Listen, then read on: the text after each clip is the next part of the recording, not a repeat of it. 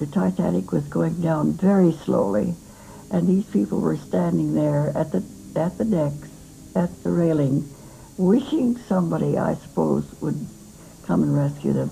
But finally it did go down, and all the people who were standing at the decks, at the railing, jumped. They jumped and they screamed and they yelled and for help. And of course nobody came to help. I'll never forget the terrible noise that ship made when it was drawn down. Human beings screaming and the rush of water. It was terrible.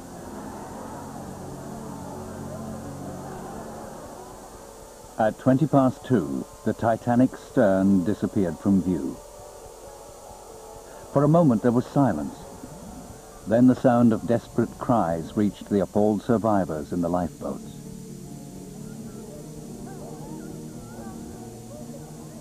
I think most of the people who were on the ship actually managed to get off into the water. Either they jumped just before the ship went down or they were washed off the ship as she plunged. The majority of the 1,500 that were lost were actually floating on the surface after the ship was gone.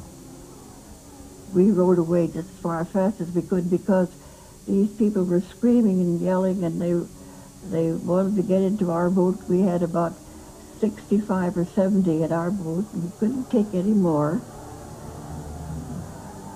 Most passengers in the lifeboats were unwilling to risk going back to save those desperately swimming in the freezing water. But in lifeboat number 14, 5th Officer Harold Lowe rescued 3 exhausted swimmers.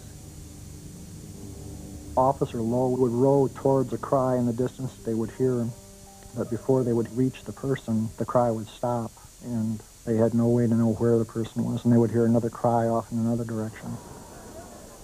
The sounds of people drowning are something that I cannot describe to you, and neither can anyone else. It's the most dreadful sound, and there's a terrible silence that follows it.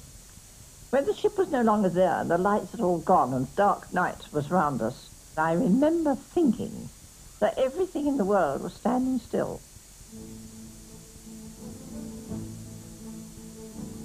After 45 minutes, the last cries for help stopped. In the lifeboats, the 700 survivors were now alone on the freezing ocean. They were probably too frightened to sort of speak or do anything. They were wondering what on earth was going to happen next. The people in the lifeboats on the Titanic were there for some hours before they were picked up. And it was so bitterly cold. In most of the lifeboats, a crew member or a male passenger was in charge.